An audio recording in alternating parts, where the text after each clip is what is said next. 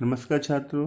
भारतीय समाज की जनसांख्यिकी संरचना के भाग 4 में आप सभी का स्वागत है।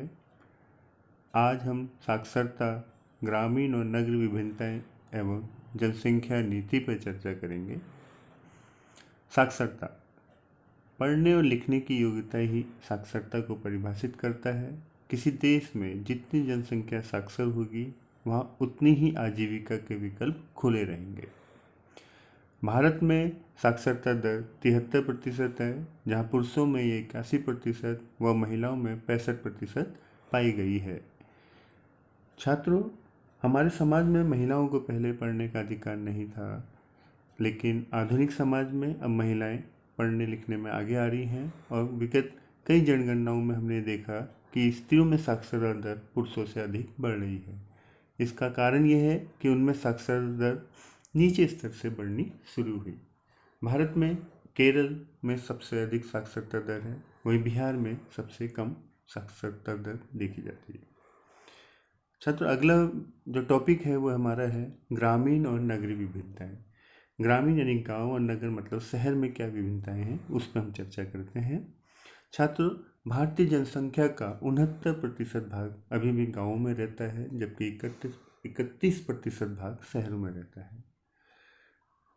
समय समय पे गाँव में जो हमने देखा है कि वहाँ पे रहने वालों का प्रतिशत कम होते जा रहा है और शहरों का प्रतिशत बढ़ते जा रहा है।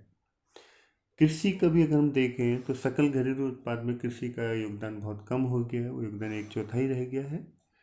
हमने अधिकतर गाँव में ये देखा या समझा गया है कि ग्रामीण लोगों ने अब अपना पारंपरिक जो कृषि था उसको छोड़कर अब परिवहन सेवा, व्यवसाय या शिल्प निर्माण जैसे अन्य व्यवसायों को अपनाने लगे हैं।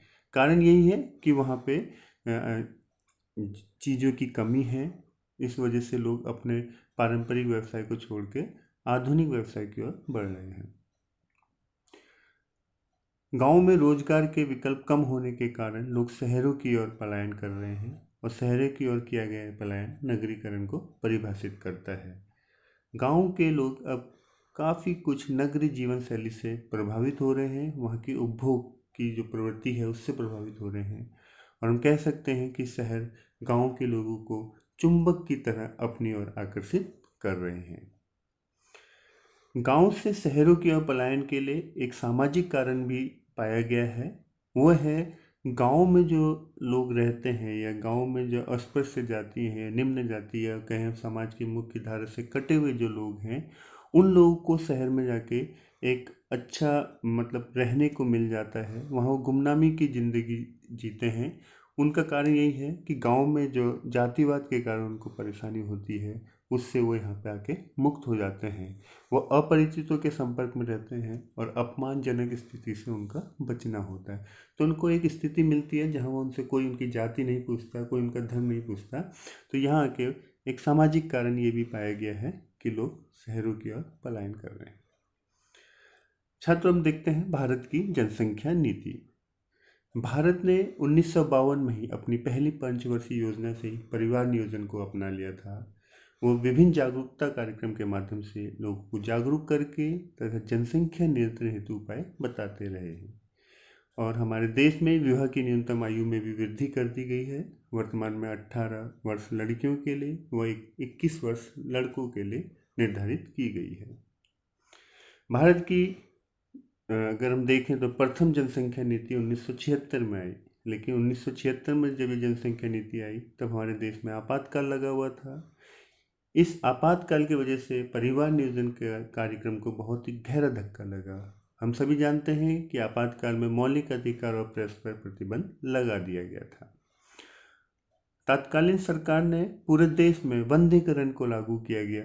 पुरुषों में नसबंदी व महिलाओं में नलिका बंदी कार्यक्रम को आयोजित किया गया और इसमें जबरदस्ती की गई। इसका सबसे ज़्यादा खामियाजा गरीब और शक्तिहीन लोगों को भुगतना पड़ा। सरकारी कर्मचारियों पर सरकार ने एक दबाव बनाया कि वो अपने क्षेत्र के लोगों को बंधीकरण शिविर में लाए।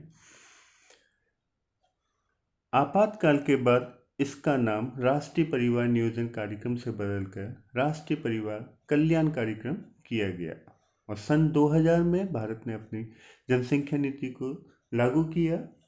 डॉक्टर एम एन स्वामीनाथन और उनकी अध्यक्षता में जो दल गठित किया गया था उसकी रिपोर्ट के आधार पर ये जनसंख्या नीति बनाई गई।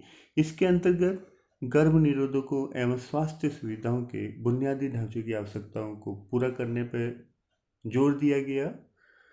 आपको मैं एक चीज़ बता दूं, भारत में 1996 से ही काहिरा मॉडल लागू है, जिसे आज संपूर्ण विश्व में अपनाया जा रहा है। काहिरा मॉडल क्या है? आबादी घटाने हेतु किसी पर दबाव नहीं डाला जाता, बल्कि शिक्षा के माध्यम से छोटे परिवार के बारे में लोगों को जागरूक किया जाता है। तो छात्रों, इसी संबोधन के साथ आज हमारा ये द्वितीय पाठ समाप्त होता है। अब मिलते हैं एक नए चैप्टर के साथ, तब तक के लिए धन्यवाद।